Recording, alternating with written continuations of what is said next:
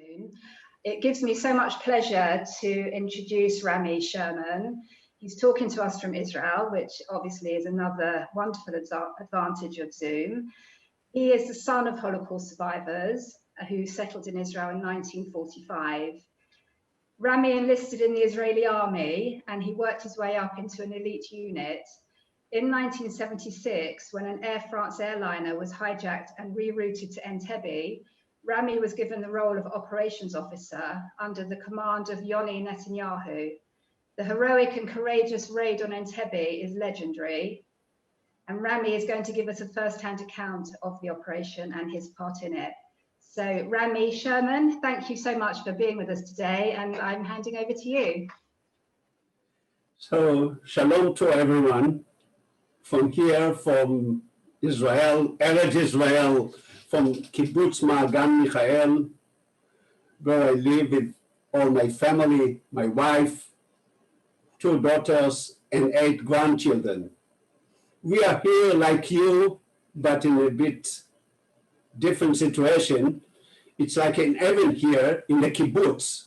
We lock down, but very safe.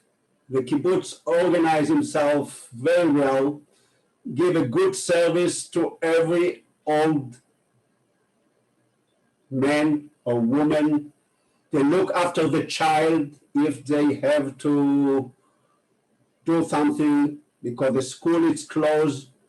So that's an opportunity to say we are lucky here in Israel, even there is a terrible situation like you with the endemic, with the COVID-19 all over the world. Today we are on a way down, but who knows if it's the last time when we will be again on the way up.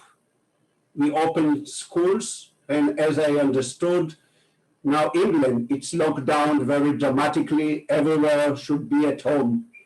So we are looking for the vaccine to come. The other thing which I would like to say before we start, that I would like you to join me on a way from where I born, kibbutz Lehavot Bashan, which is up north of Israel, in the Hula Valley, on the knee of the Golan Heights, to Entebbe, and the most important, back to Entebbe, together with all the hostages who were released by us. Why I said that I would like you to join me on this road, because I born, probably like your child, as a second generation of Holocaust survivor. I grew up with a family from my mother and my father's side. 2 of them lost most of their family over there in Poland. My mother, she was alone. Nobody survived except her. My father met his sister. She survived Auschwitz. And that's 3 people, very close family. The only one. I have no uncle, no aunt, no one. And I grew up in such a situation in Israel, and I became an Israeli, very proud to be in Israel. It was a very freedom childhood life, even though almost every month the Syrian soldiers shooted over the kibbutz, and we were running into the shelter, but the atmosphere was like a good way of life, a freedom life. And in a year's time, the meaning of being a second generation somehow wasn't very important to me, honestly. I was so much Israeli in my identity. I grew up in that atmosphere. I talk Hebrew. I know the history of the Zionist movement. I knew many of the war or clash between Israel and the Arab state or the terror attack around Israel and in Israel. And I knew that is the destiny of our country, I said, of the Israeli. Yesterday was a terror attack in Vienna. 2 days ago was a terror attack in Nice. Before that, in Paris. Somehow, it's never-end story. Somehow, it's not everything against the Jews, of course. But some way or another, we are around. Some way or another, we're infected by that. And unfortunately, I can't see the end of that.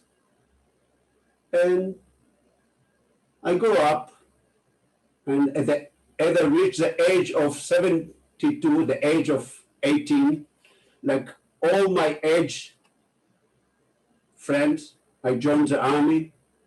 It was quite clear to me that the only way to save the country, and I joined the most secret unit of the Israeli army, Tzahal.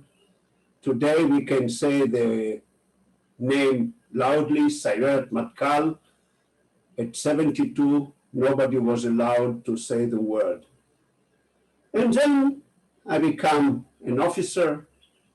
And then in 76, like every child's story, somehow I found myself one of the cornerstones of the history of Israel, the history of the Jewish nation.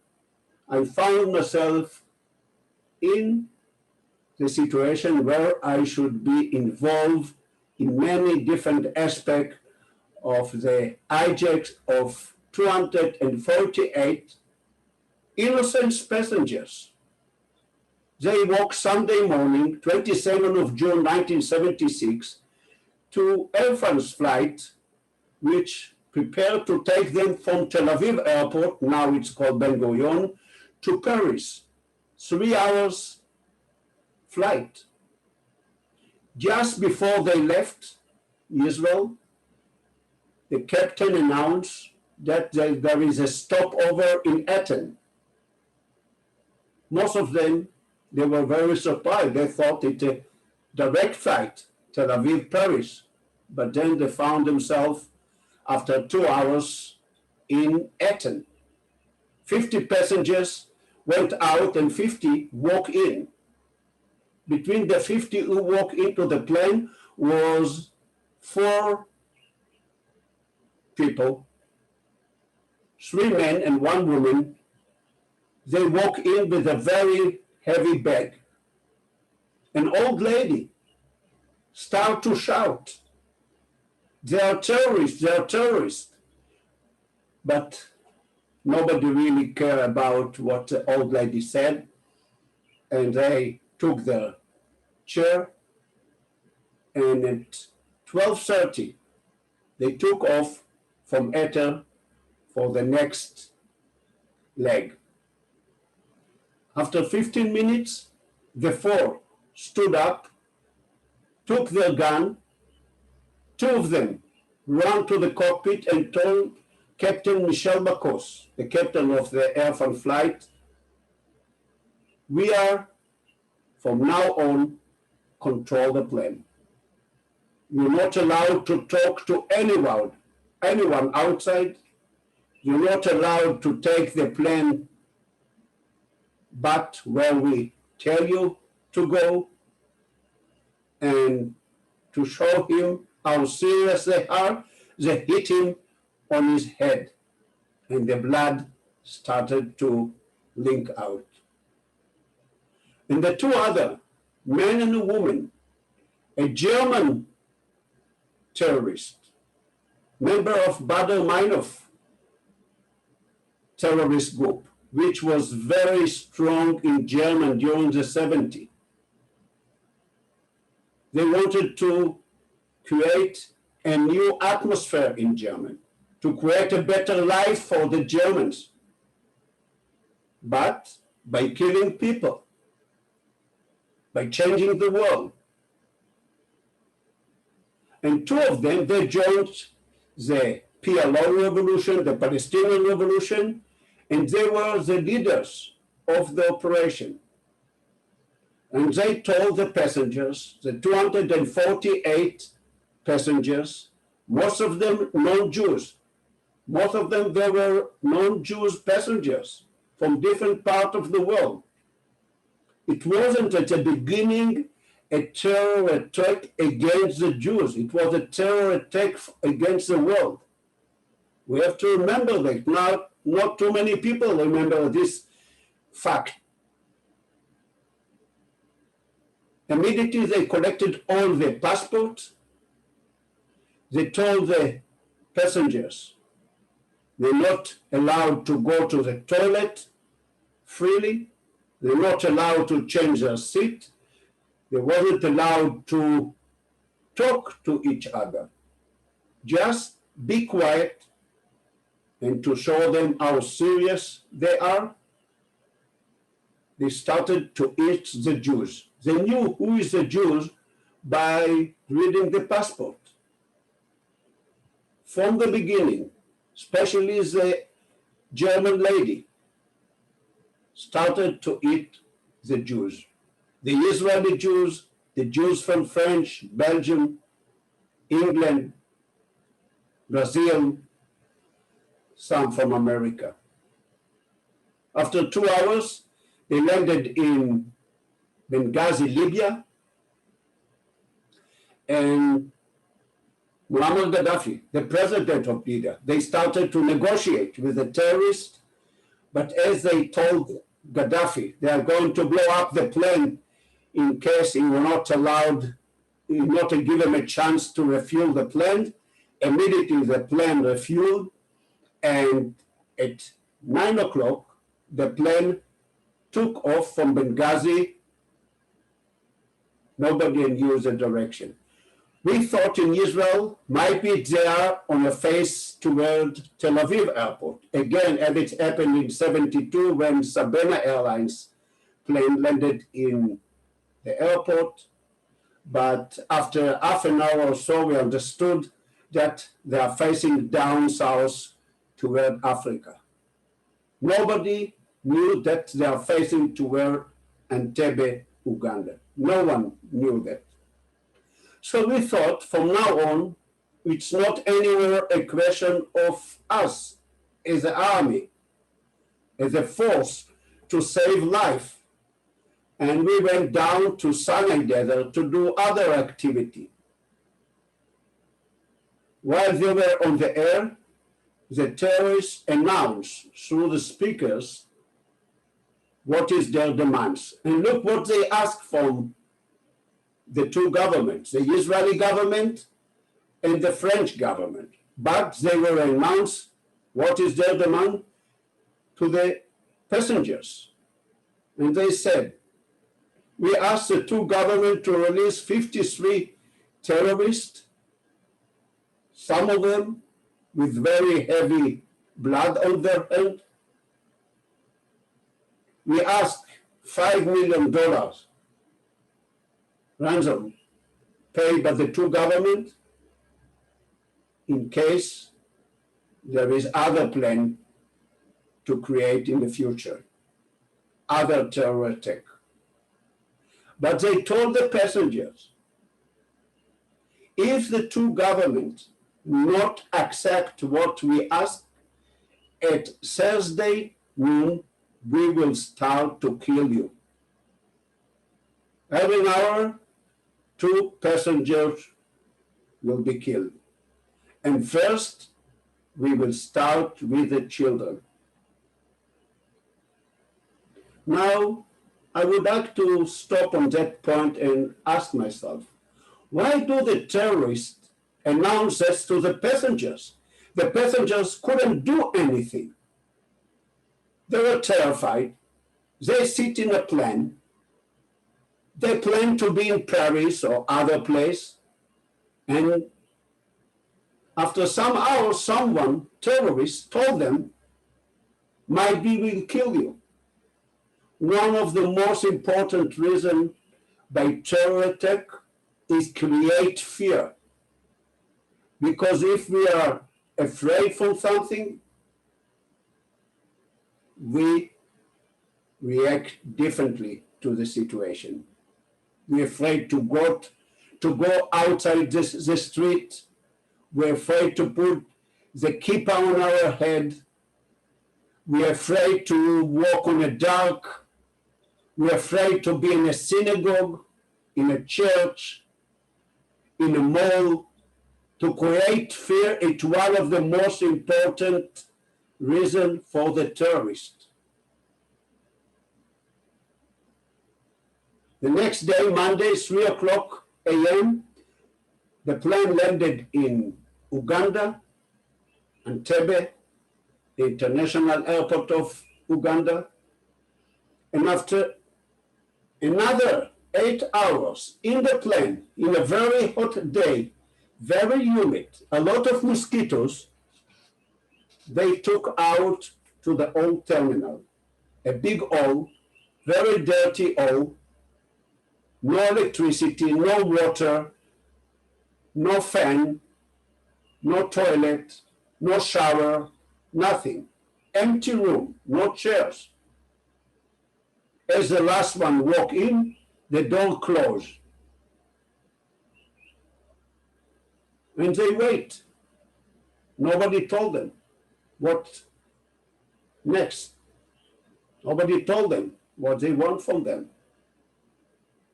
After some hours, two Ugandan teenagers arrived and they served them with a hot meal.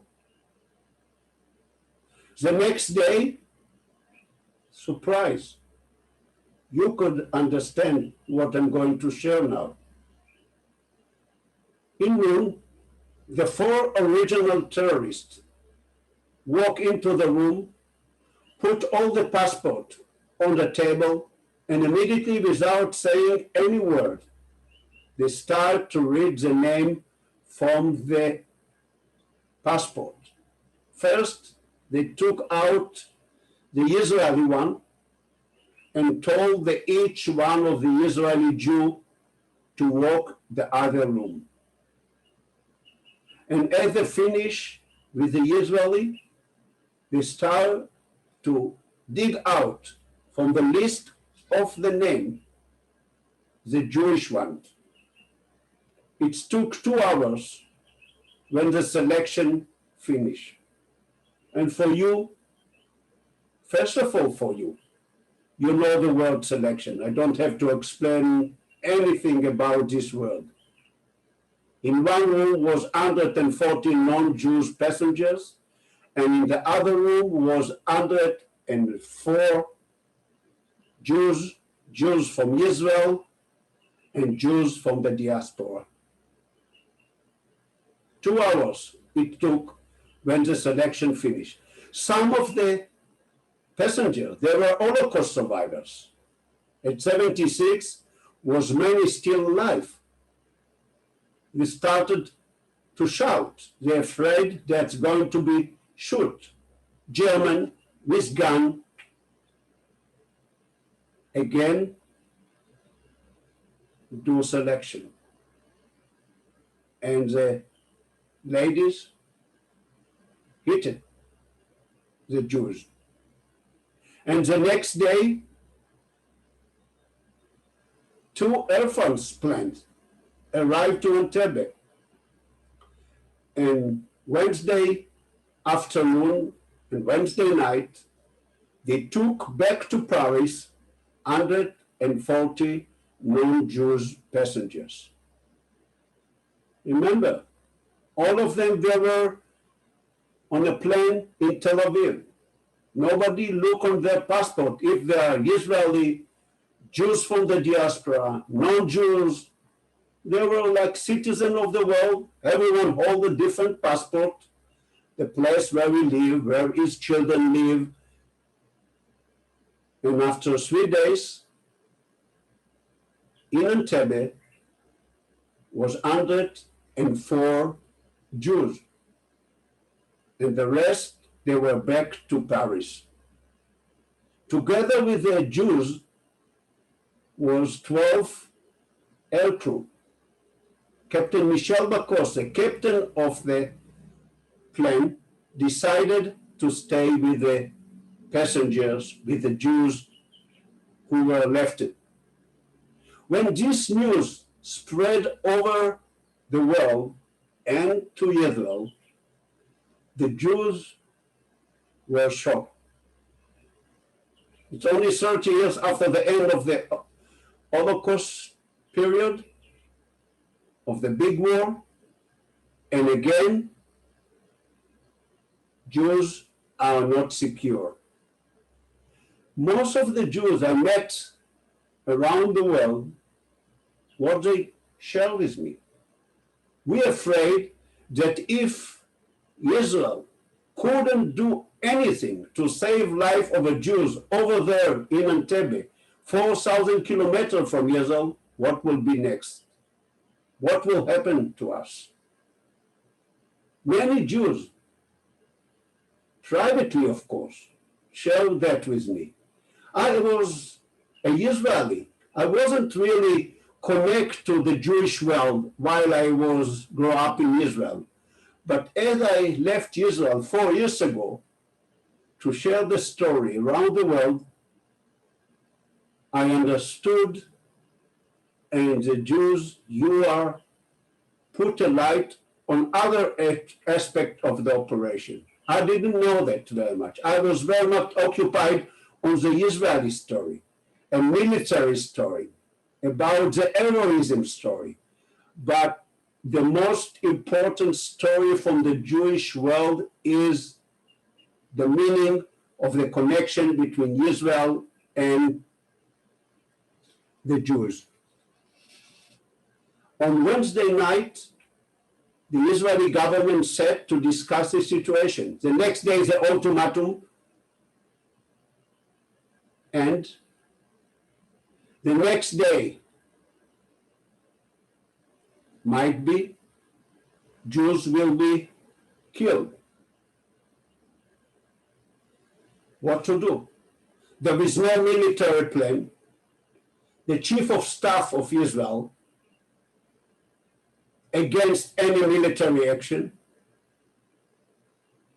The policy of Israel at that night was, we are not negotiate with the terrorists, we are fighting them. I took part many terror attacks around Israel because I follow this policy. We are not negotiate with the terrorists, but fight them. Israel afraid that if she will start to negotiate, the next time the terrorists will ask more and more demands. But what to do? The government said, and I would like to bring the three important people at the meeting. The first one, the chief of staff, Mota Gurs, as I said, he was against action. He said, it's impossible, there is no plan, it's too far, it's too risky, I am against military action. Quite surprised. The second one I would like to share with you was Shimon Peres.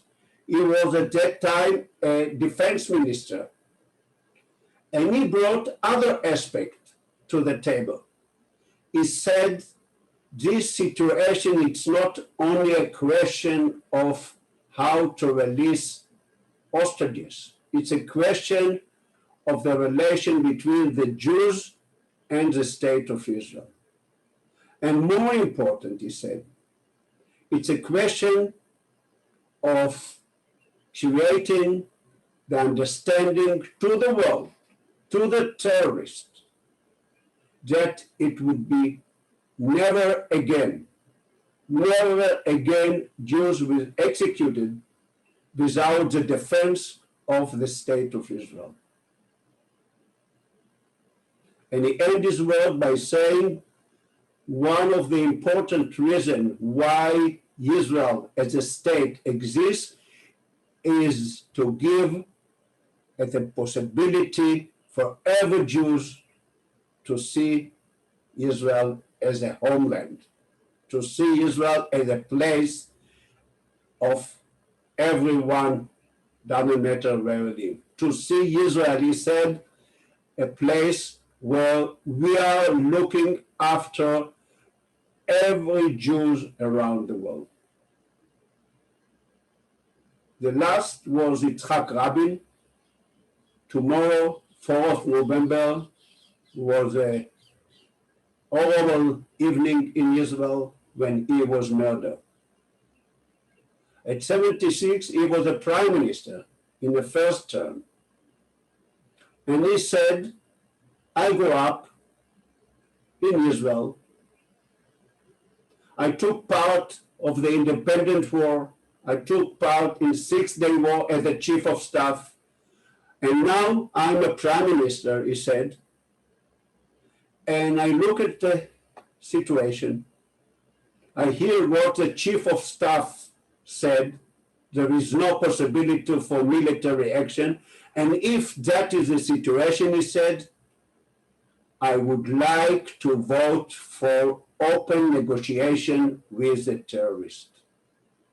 On Thursday morning, all the ministers in one voice voted for open negotiation with the terrorists. Israel announced that she accepted what the terrorists asked to release 53 terrorists. Israel accept to pay, together with French government, the $5 million. And the most important, why they accepted, to save life of the 104 hostages. He said, Yitzhak Rabin, in his word, the life of the Jews is the most important, not the policy, not what could happen by this decision, but to save life of 144 hostages. It took only 42 hours from Thursday morning till Saturday noon when we took off Tel Aviv airport to Entebbe. In these 42 hours, everything organized, everything changed, and we flew over down to Entebbe. 4 Hercules, 8 cars, 1 famous Mercedes, black Mercedes, everyone knows the famous car which was a duplicate of Idi Amin cars. 240 soldiers, air crew, doctors. We were on the 4 Hercules. We choose our special force, our unit, to be on the front, to fight against the terrorists and Ugandan army over there in the old terminal. I was on the 1st Hercules together with 55 soldiers, mostly from our unit, 3 cars, the famous Mercedes, and 2 Land Rover Jeep. No seat. We were sitting on the floor of the plane. If someone were lucky, he found seat in the car. No windows. And the most, no toilet. Could you imagine 9 hours flight with no toilet? Even I was quite young, 23 years old, it's quite difficult. We brought a Coca-Cola bottle, an empty bottle, as a toilet. No air condition, very noisy flight. We took off 1:30 p.m. and we flew down to Sharm el-Sheikh, the most south air base in Sinai Desert. 76, Israel still control the Sinai Desert. We flew 30 meters above the ground. It was Saturday, and we were afraid that the enemy around Israel recognized there is a activity on the air, there is plane on the air, and might be very easy they can make one-on-one and to come to a conclusion that the Michiganer Israeli, they plan to do something in Uganda. It was very, very difficult to flight. The plane jumped up and down. Many soldiers vomited.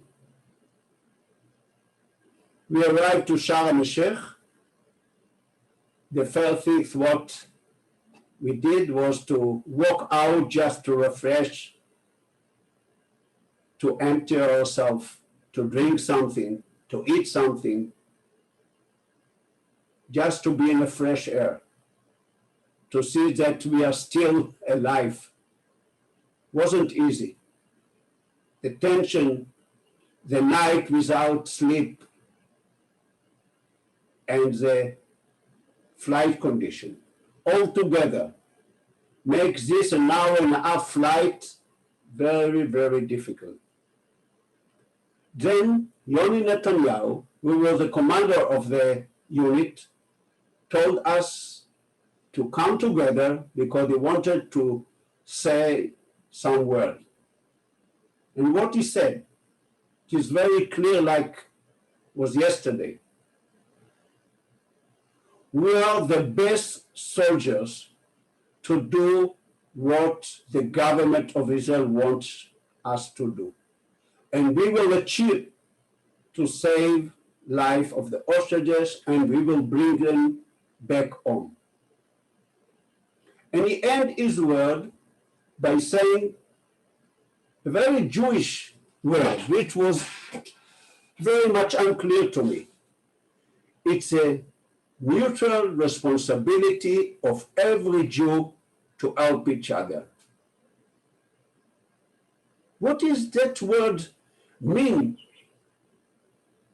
At 76, honestly, nothing for me.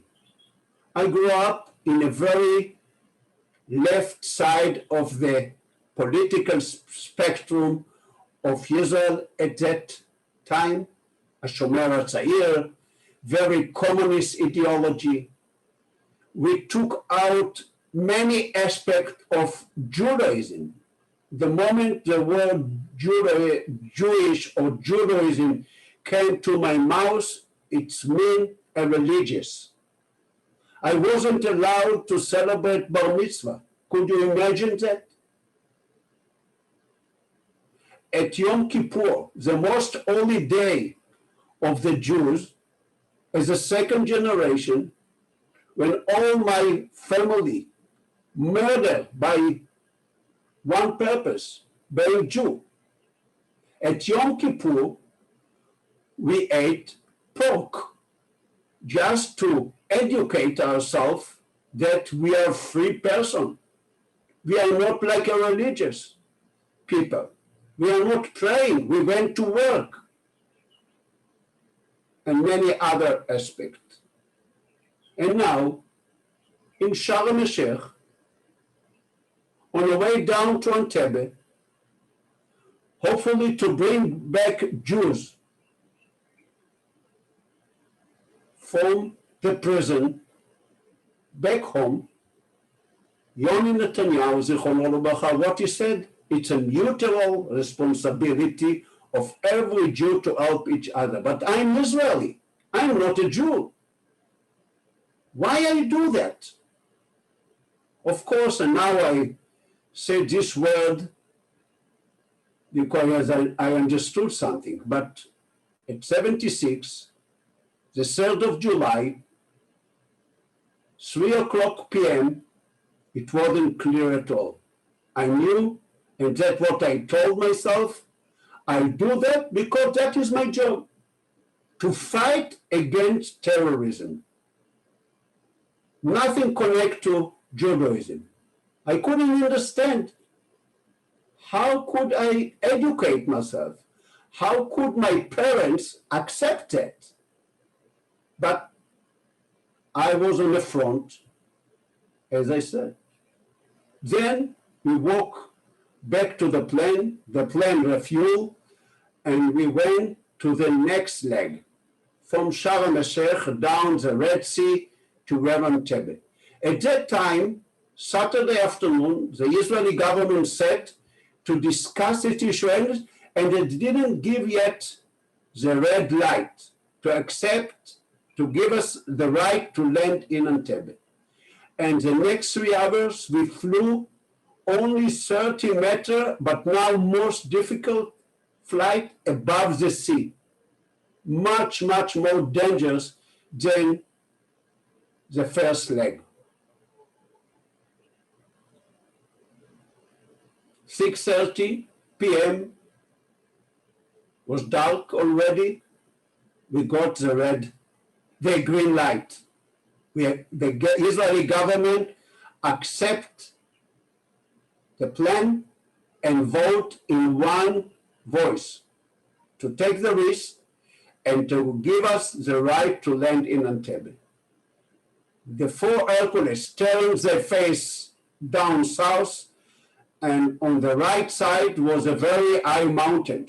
And as the plane arrived to the peak of the mountain, 5,000 meters high, a tropical storm started.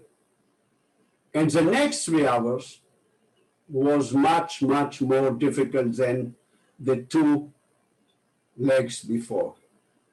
The 4 plane, at dark, moved from one side to another, from up, down. The hills hit the plane, and the sound was like someone shooted all the time. We were very busy by trying to tie the cars. We were afraid that if one of the cars moved, we could find ourselves very easy on the ground of Ethiopia. And then, like a magic, as we arrive above Lake Victoria, everything finished. And the last hour was the first time very smooth and quiet flight.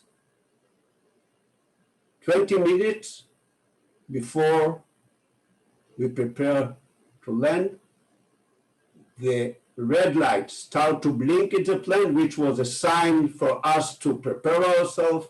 We put the vest, we checked the gun. I was on the first Hercules who planned to land in Entebbe.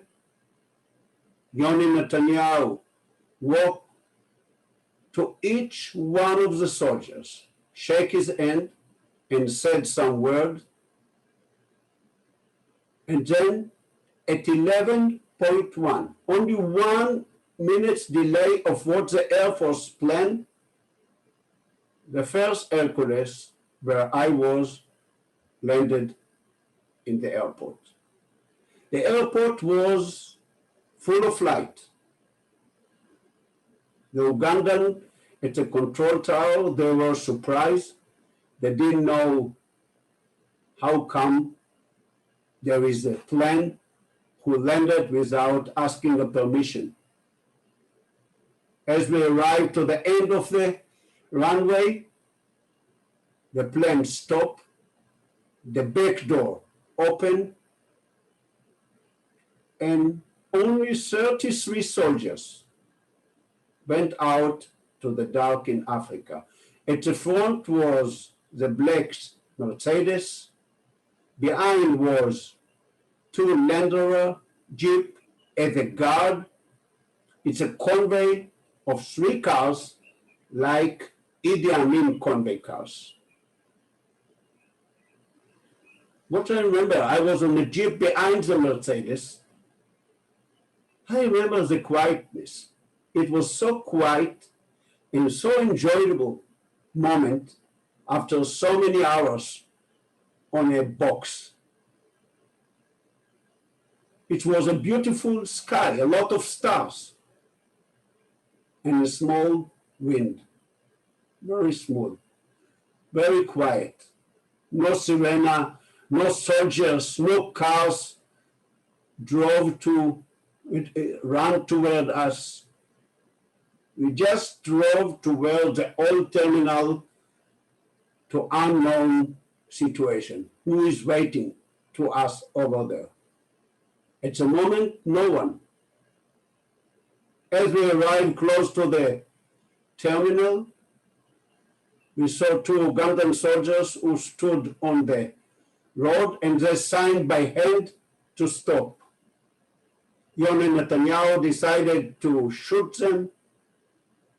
The first one shot by a silent pistol and he fell down, and the other one escaped in the dark.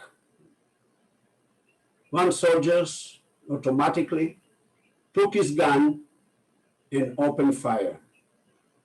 This sound of the guns awake me for enjoying the night in Africa, to understand that I'm there for one reason, to save life of the hostages, of the Jews.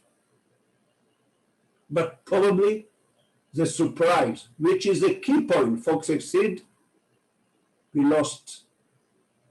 Probably the first action what the terrorists will do in such a moment to kill the hostages. We drove quickly towards the terminal. We stopped the car 30 meters before the main doors. Next to the old control tower was quiet. Nobody awake. Nobody went out to see who is these cars which arrive in the middle of the night. The plan was very simple. We divided to 6 teams.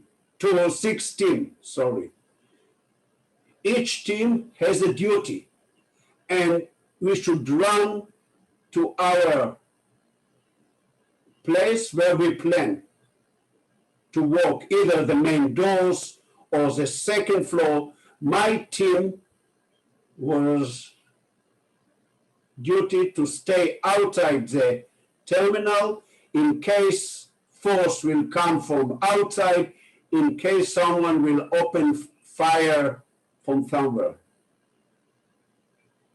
As the soldiers ran out from the cars, immediately very heavy fire opened from the control tower. Was Ugandan soldiers together with one or two terrorists. They were on the top of the control tower. They easily could look down and see us. And as we went out from the car, they understood that we are not Ugandan soldiers. And they opened fire. Yoni Netanyahu, who were on the front, hit by this fire and fall down. But as we planned, we should run as quick as possible to each door, because it's a question who is shooting first, either us or the terrorist. As the first soldiers arrived to the main door, someone from inside opened fire, but he was lucky, he wasn't hit. And as he crossed the door, he saw the two Germans, the lady and the man, prepare with a gun to kill him. But he was first. He killed the two Germans. It took 5 minutes when 7 terrorists were killed. 20 Ugandan soldiers unfortunately killed by us. They were on the second floor of the terminal. Unfortunately, 2 hostages, they were killed probably by us at the dark. Even one soldier said by megaphone, "We are Israeli soldiers, don't stood up, don't run." They start to accept from the crossing fire and one of the soldiers thought they are terrorists.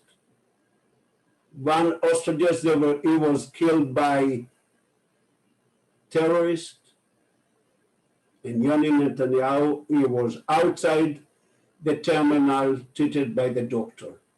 As the fire was a bit slowed down, I came with a car and took him with the doctor to where the medical planes who wait 600 meters down from the terminal. He arrived, I can say, alive, unconscious, but alive. But the doctors couldn't stop his bleeding, and he closed his eyes after some minutes. As I drove back, the other force who arrived with the other Hercules arrived and stopped the fire from the control tower, and it was quiet. My last duty on the ground was to lead the hostages from the terminal to where the plane, 600-meter distance. We planned to do it by cars, but as the hostages walk out, some of them on a night clothes, some of them with no shoes. Of course, mother hold their babies or children on their hand.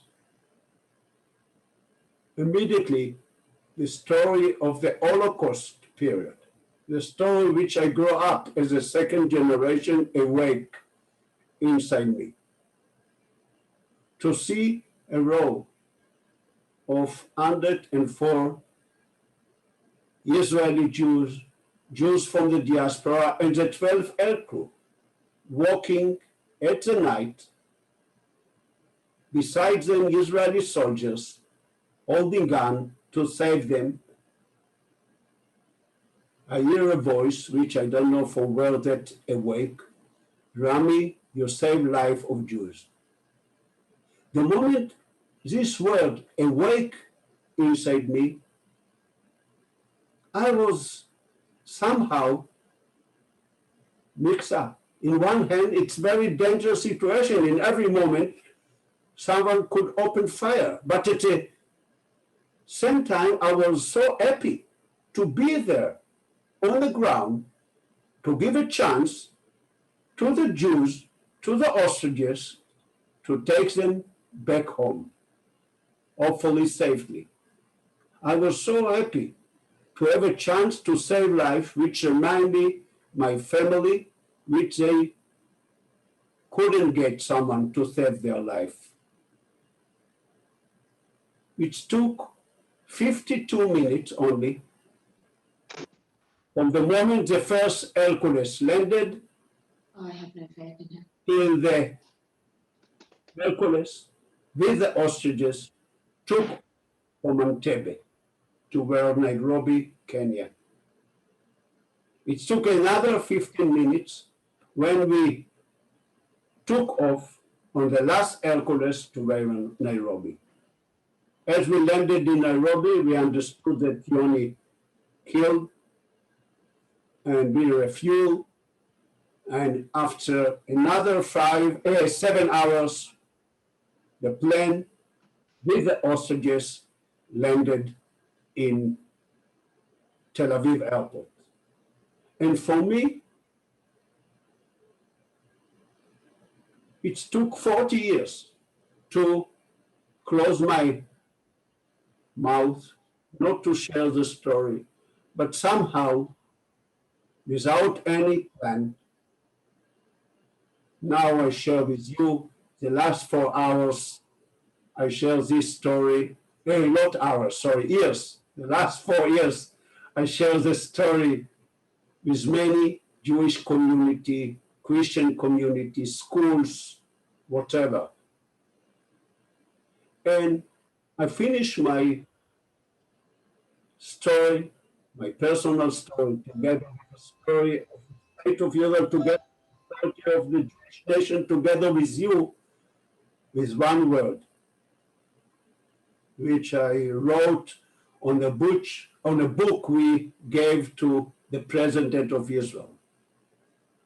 I flew to Entebbe as an Israeli officer in an elite unit, very Zionist.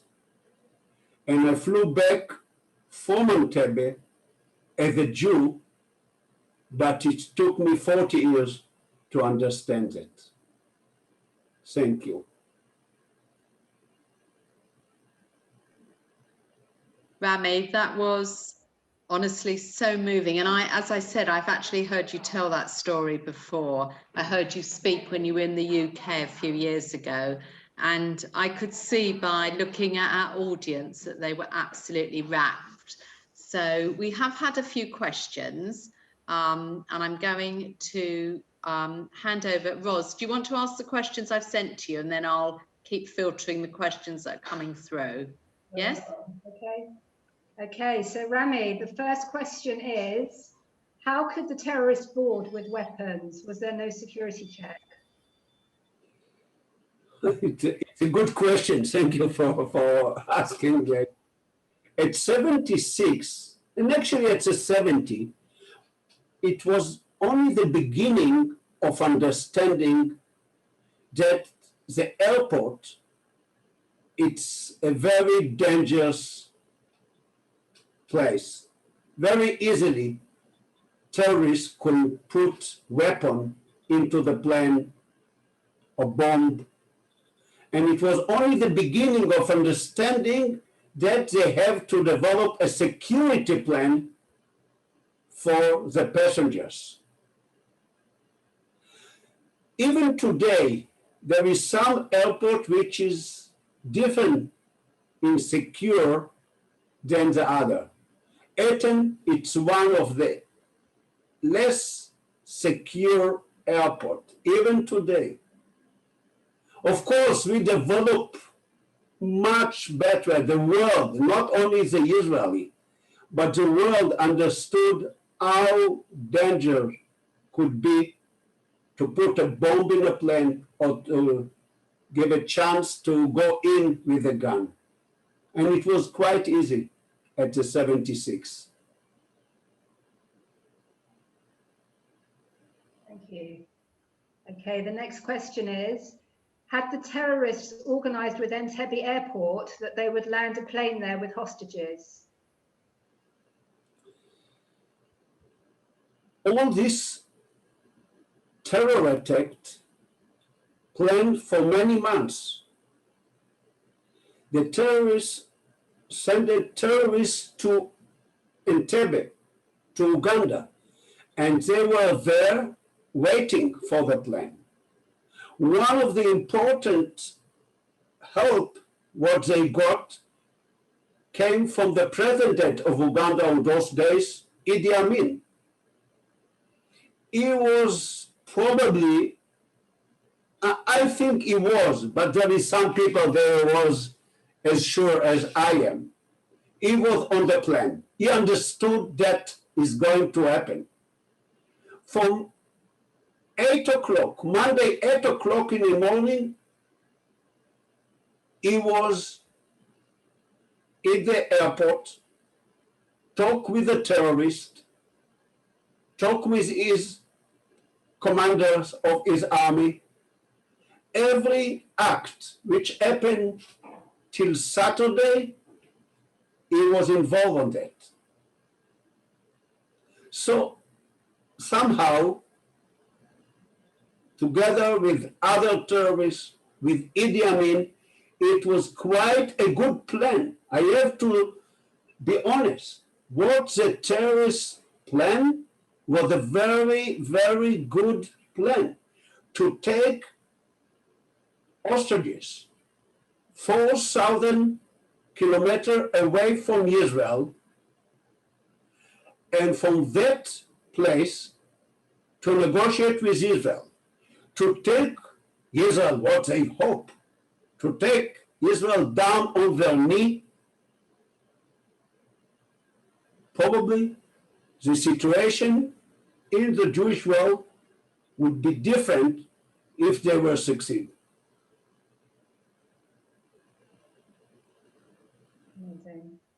Thank you, Rami. Are you okay to take another question? Yeah, can you hear me, Rami? Yes, yes. Okay, so the next question is, did you have good intelligence on the number and weaponry of the terrorist contingent at Entebbe? And were you aware that the hijackers had been reinforced?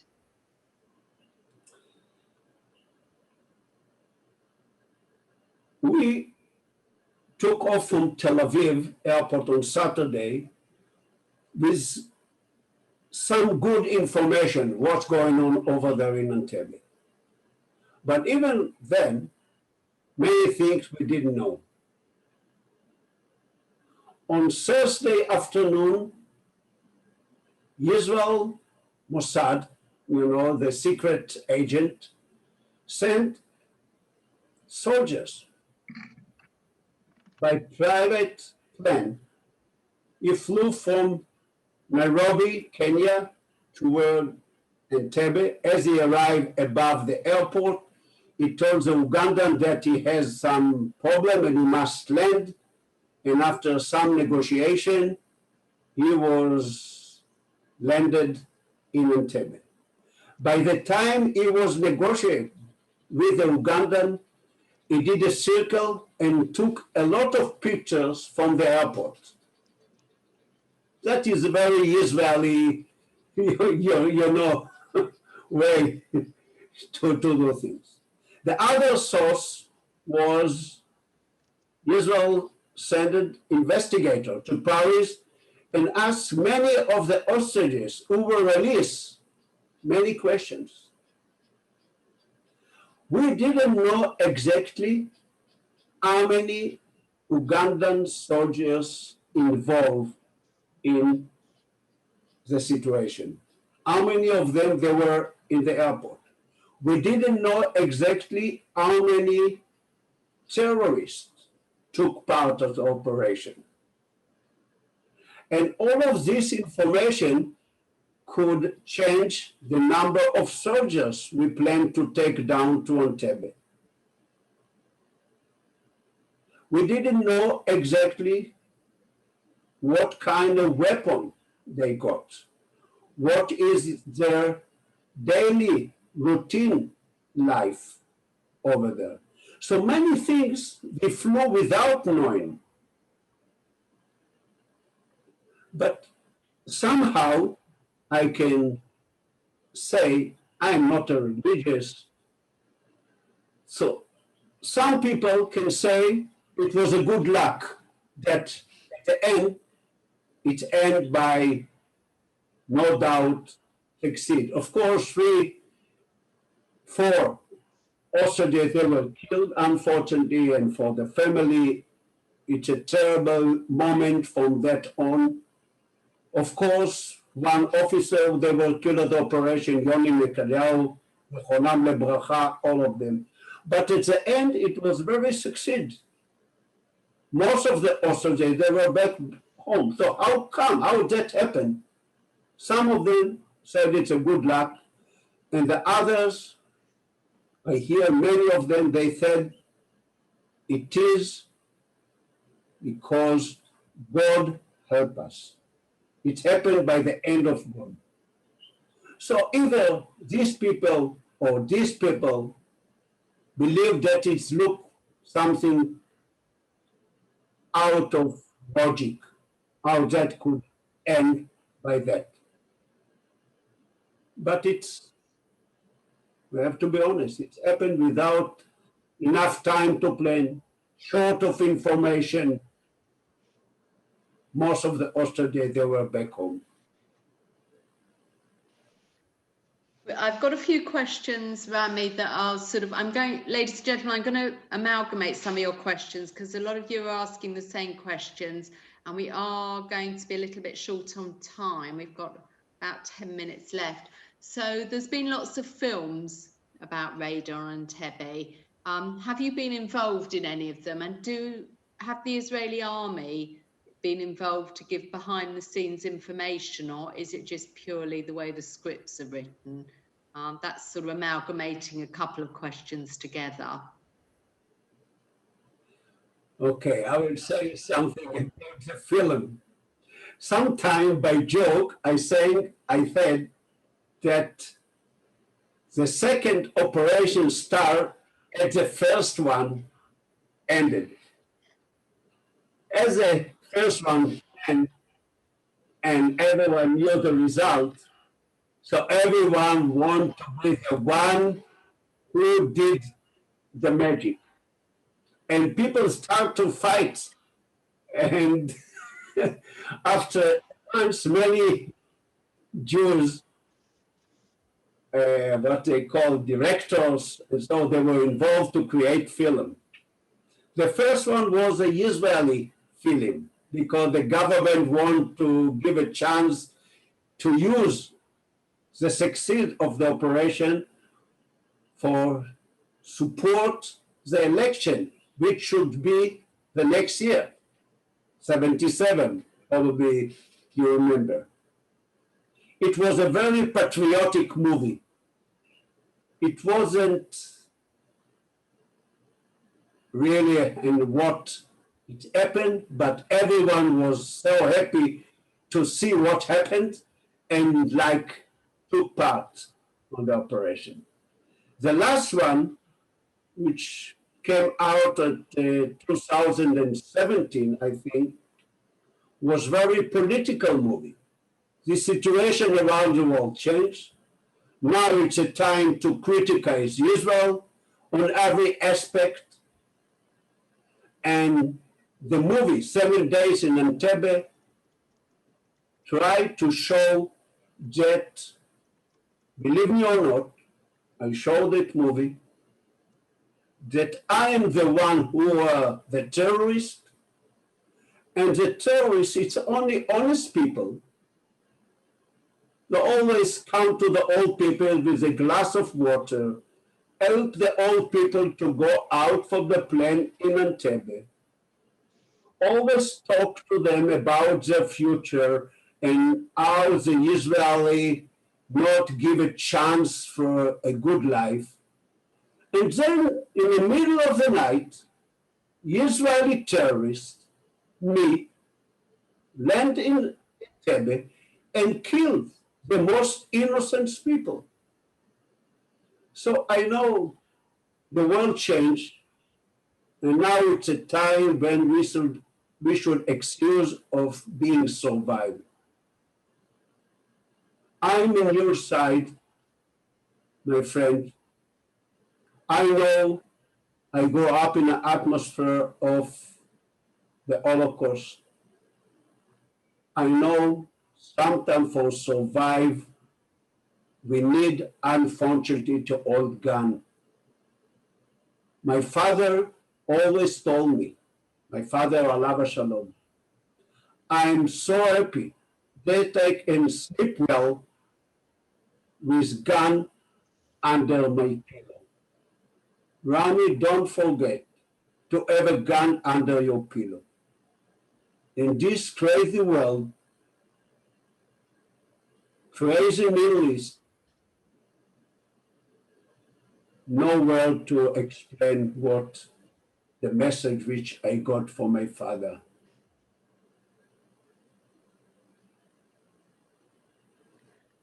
Thank you, Rami. I've actually I'm not going to have time to unmute him, but one of our members of our audience is very friendly with a lady called Monique Epstein, who was travelling on her French passport and was one of those successfully rescued.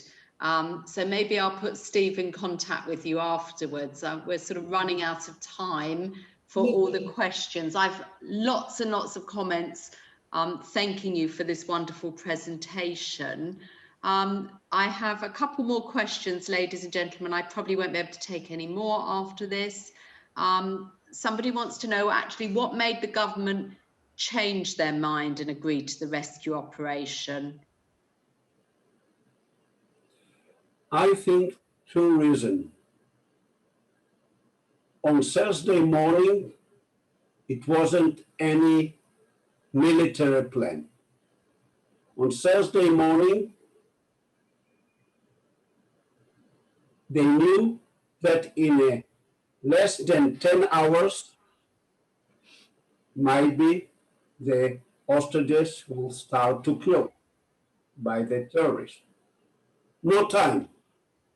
And it's a question of how to save life, which is, I think, in my understanding, one of the most important part of Jewish belief, to save life. And at that moment, what they could do, if there is no military plan and the question of life was on the table. Then, in 42 hours only, the plan was on the table. And they decided to take the risk. And it was a big risk. It wasn't an easy decision. It was a big risk.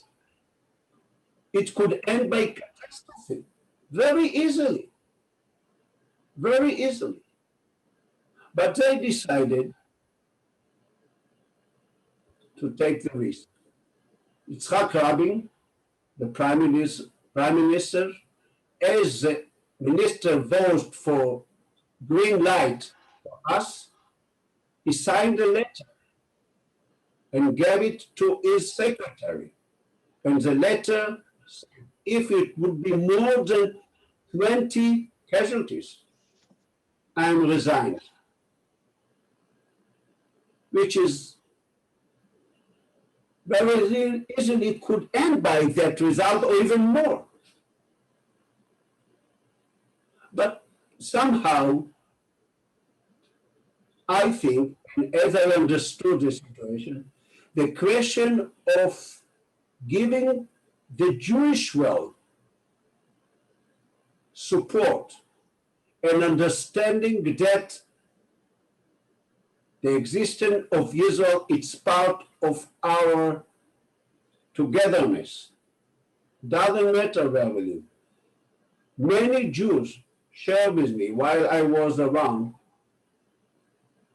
from the most depressed situation, the moment that the news spread over of our succeed, the Jews stood up again to understand this situation, the togetherness. And I think if I can say something personally, I think even today we have to work of this togetherness, that we were a bit less Israeli and more be a Jew identity, and the Jews around the world are the most important people. Doesn't matter if they're Orthodox or secular or Reformic, doesn't matter. To show us here in Israel what it means to be Jew. You know that better than me. I'm secular. And you know, some of you, I don't know you personally, you know what it means to be Jew. You grow up as a Jew. And we need you. I don't know if I talk by other in Israel, but I talk personally. That is my mission, to create a togetherness, to keep the bridge open.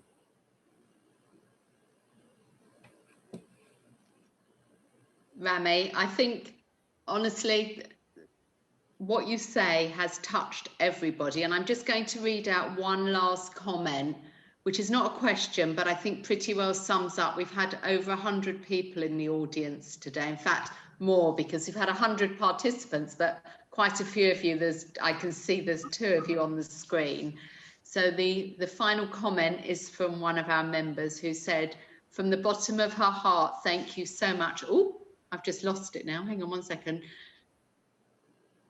For telling us this remarkable story. Your bravery and that of your colleagues is amazing, and we are all in awe of you. And I think that really sums up this afternoon. I don't think there's really anything I can add to that.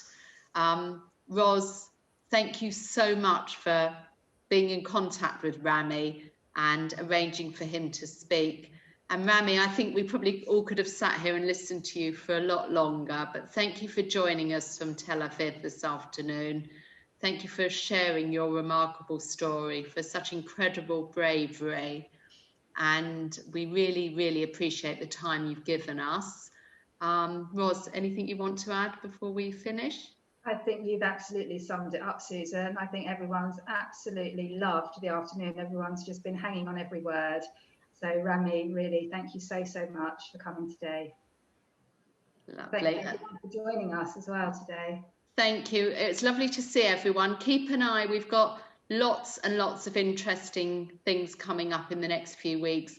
I know that going into lockdown again is quite hard, but I promise you, we've got something to keep you occupied every afternoon. So grab your cup of tea and make sure you log on and join us. And please remember, although we are working from home, as you can see, if you need us, we're on email, we're picking our phones up.